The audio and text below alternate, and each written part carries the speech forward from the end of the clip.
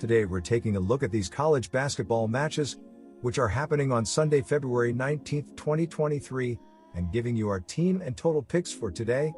Welcome back to High Stakes. Before we dive into our video, don't forget to subscribe and push that notification bell to get notified as soon as we release these sport prediction videos, and make sure to watch it till the end so you don't miss any of our picks. Also check out our Patreon if you want to access our premium picks. Our Patreon is a way for us to help you improve your chances of making more money. You will find the link in description and comments section below. One more thing before we start, check out our new channel High Stakes Props and Parlays, where you can find our player props and parlay picks predictions. You will find the link in the description and comment section below. Cincinnati versus UCF. UCF is a better team than their conference record shows. They have lost close games, including the 1-point loss to Memphis, which is the second best team in the conference. Ken Palm's rankings provide evidence that this team is better than they have been showing, as they are ranked ahead of Cincinnati in his ranking despite trailing in the conference standings. Freshman Taylor Hendricks seems to get better every game for UCF. Hendricks may only be around one season as he has NBA potential, but he will be a matchup nightmare for Cincinnati. The Bearcats do not have any players his size with the quickness to chase him around on the perimeter. Expect UCF to come out hungry after their close road loss, and take this game on their home floor. Take UCF to win and cover. The recent trends in this game point toward the over. Cincinnati has gone over the total in their past 3 games, and UCF has gone over in 5 of their last 7. Cincinnati is the faster team. Their tempo ranks 116th by pace of play statistics. Neither team features a dominant post player to slow the game down, or an elite-level shot blocker to contest looks at the rim. This will be a perimeter-oriented game, which can lead to high-scoring battles, and the guards get out in transition and look to score quickly. The top scorers of each team, Nalitu and Hendricks, can both hit the 3 and will find success in this game. Take the over 136.5 points. Ohio State versus Purdue. Purdue won by only 2 points in their previous outing against Ohio State, but I believe they will do their part to put up a statement win in this outing. Their visit home will most likely help them out, as they have a 12-1 record at home this year. Purdue has scored less than 60 points in their last 2 outings, so I expect them to put an extra emphasis on offense in this game. While the Buckeyes shoot better on offense, Purdue's defense will be the deciding factor that helps them win this game. The Boilermakers were leading against Maryland in the second half, but they eventually fell short. I believe that they will change their style a bit and be faster in their tempo. Playing from behind has not been their strong suit, and I have faith they will get out to a lead and dominate on the defensive end to cover the spread. Ohio State is 1-12 ATS in their last 13 games overall, and the Boilermakers are 4-1 ATS in their last 5 home games. Take Purdue. I expect a big game from Purdue across the board, both on offense and defense. Therefore, to prove their legitimacy, Purdue will be dominant on both sides of the ball. I believe they will hold the OSU offense to under 60 points, especially considering the Buckeyes have averaged under 60 points in their last 3 contests. Purdue has also been shaky on offense, averaging only 56 points in their last 2 games. While I do expect them to score 70+ points, I don't think it will be much higher than that as they return to form. Zach Edey will do his part per usual, but the question of the depth around him remains prevalent. Purdue has hit the under in 11 of their last 16 home games, and OSU has hit the under in 5 of their last 7 games after allowing 90+ points in their previous one. Take the under 139 points. North Carolina versus NC State. Despite their home dominance, NC State has lost 3 straight at home against the spread and 3 of the last 4 overall. The Tar Heels beat NC State outright earlier this season. With no significant changes since the last meeting, look for North Carolina to play the Wolfpack tough on the road and cover. Take the Tar Heels +1 point. North Carolina has gone under the point total in 8 of their last 10 games. NC State has gone under in 3 of their previous 4 games and held their opponent to 64 points or less in 3 of 4. Look for the Tar Heels to try to slow the pace of the game down on the road to attempt to remain competitive. NC State and North Carolina currently rank 80th and 40th in pace of play respectively. Most signs point to a lower scoring affair. Look for this game to go under 152 points. Tulsa versus Temple. There really isn't a need to overthink this one, as it's really just as simple as wanting to do nothing but fade Tulsa the rest of the way. That brutal 322 ATS record is really all you need to know, but it can break down to 1-9 ATS on the road this year, missing the cover by an average of 8.5 points per game in those road contests. Even with spreads getting shaded slightly higher than they arguably should be for Tulsa opponents, the Golden Hurricanes still aren't coming close to covering spreads. After seeing Houston, Memphis, and Wichita State as 3 of the 4 opponents during this losing streak, Temple's in a great spot to bounce back into the win column and do so with ease.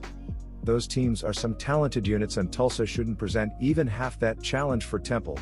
The fact that they have lost 4 in a row suggests that the focus will be there for the home side, and sometimes that's all you can hope for with a home side that's expected to win comfortably.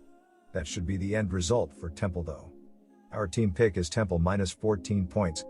Zoomed out to the macro level, a play on the home chalk and the over might not be the best correlated plays to take over time, but in terms of this one individual game, I'm not sure how you can look elsewhere. These 2 defenses have done nothing but get torched for weeks now, and I just don't see completely flipping like a switch here. Tulsa owns an 11-3 OU record in conference play for the season thanks to that porous defense, and Temple is 9-5 OU overall at home this year, a number that includes an 8-2 OU subset when listed as home favorites. The Owls have cleared the total by an average of 14.5 points/game in those 10 home favorite games, and I don't see anything changing in that regard for this game. Our total pick is over 142.5 points. Bradley versus Southern Illinois. Both Bradley and Southern Illinois have had good seasons, but the Braves are playing much better right now. Bradley comes into this game on a 7-game winning streak, and 3 of those wins have been on the road, while the Salukis have lost 3 of their last 6 games. The Braves also beat the Salukis several weeks ago at home 60-52.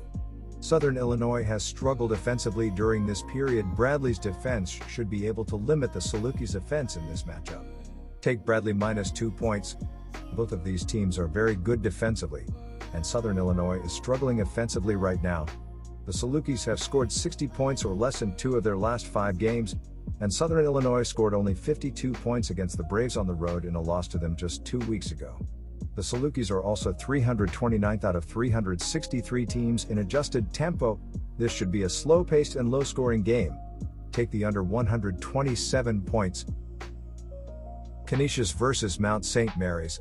The difference in the first game between the two was that the winning Mountaineers shot 9 of 22 from 3-point range, .409, and Canisius was 6 of 24, .250.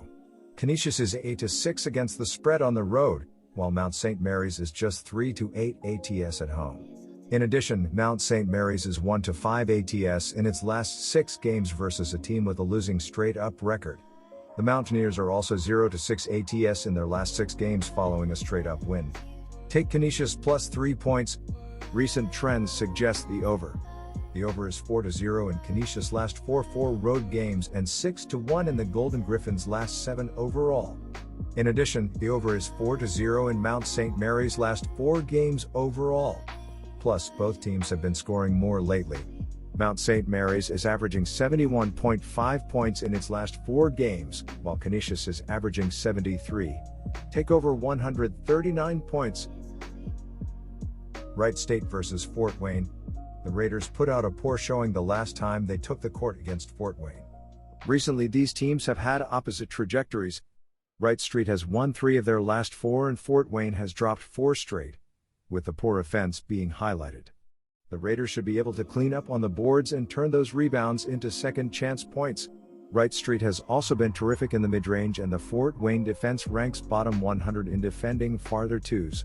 The Mastodons generate nearly half their points from the perimeter, and the Raiders have done well to defend the arc, which will force Fort Wayne to work into an offense they are not as fluid in. Take Wright State on the road here. Both of these teams find themselves in the top 100 in terms of possessions per game, and Wright State sits 10th in America. So we should see a very rapid pace here. Coupled with the pace should be 2 poor defenses. Each team finds themselves 200th or worse in opponent field goal attempt rate, and both defenses have also been poor in transition. With the poor defense and high shot volume, we should get a lot of up and down basketball here. When these two last faced off, the total ended at 168, and this has a similar feel of first to 80 wins. The play is the over 153.5 points.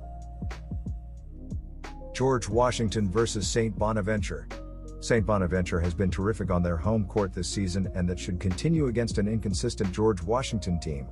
George Washington is an offense that has relied almost exclusively on points coming from beyond the arc. When they suit up Sunday, the Colonials will be matched up with one of the best perimeter defenses in the country. Not only should the Bonnies make scoring from range incredibly difficult, but they should come away with several turnovers here and exploit George Washington in transition. Take the Bonnies minus 4.5 points at home here. George Washington likes to push the ball, but they'll be faced against a team that matches up well against them defensively. St. Bonaventure should take away the 3 ball of the Colonials and force them into the key. As highlighted, the Colonials have ball security issues, and they will have several dead possessions that result in no shots being taken. St. Bonaventure has left something to be desired on the offensive end of the court, and they also seem reluctant to crash the offensive glass at times, limiting any second chance points. I expect the Bonnies to dictate the pace of play here, and that'll involve a lot of half-court sets, missed shots for the Bonnies, and turnovers for the Colonials. The play is the under 144 points.